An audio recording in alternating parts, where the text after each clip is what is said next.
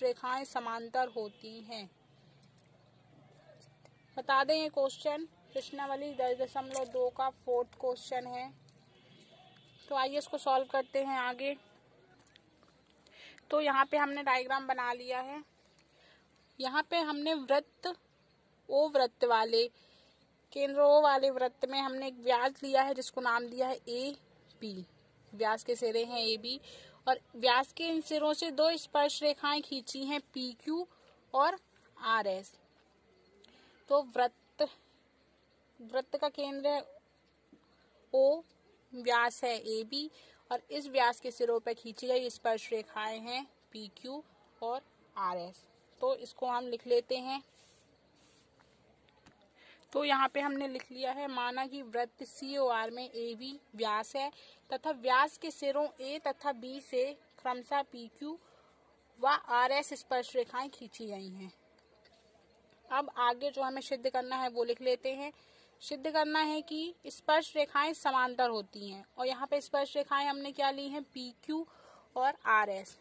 तो लिख लें जो सिद्ध करना है।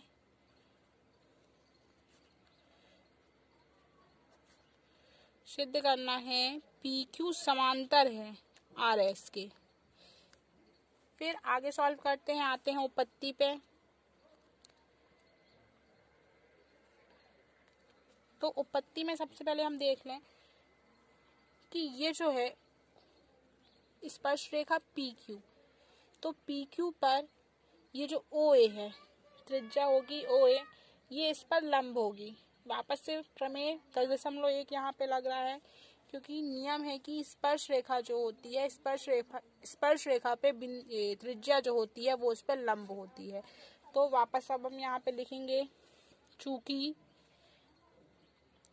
OA लंब होगी PQ पे एवं इसी तरह से OB जो होगी वो RS पे लंब होगी। OB लंब RS। और ये आया है प्रमेय 10.1 से, क्योंकि इस नियम के अनुसार स्पर्श रेखा पे खींची गई त्रिज्या उस पर लंब होती है।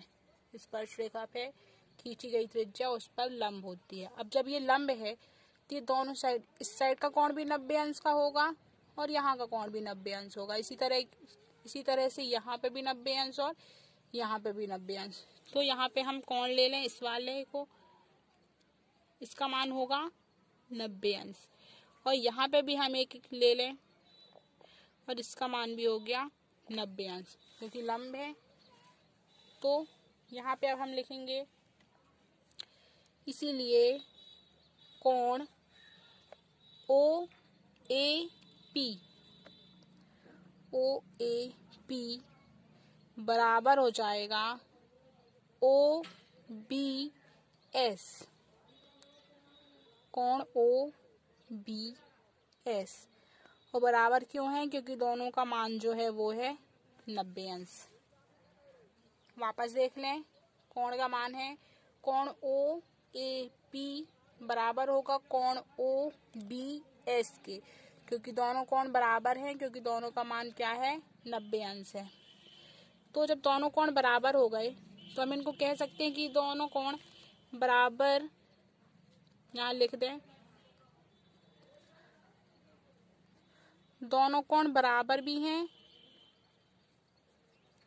व अंतः एकांतर कोण हुए।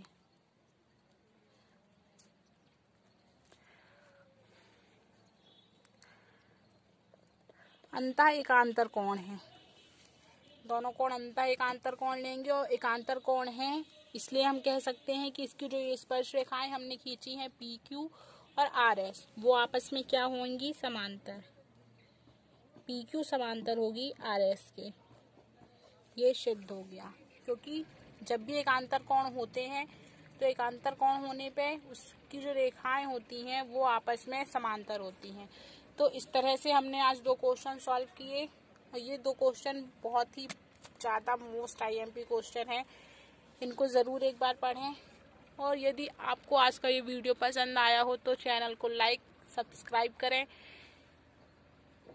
Thank you.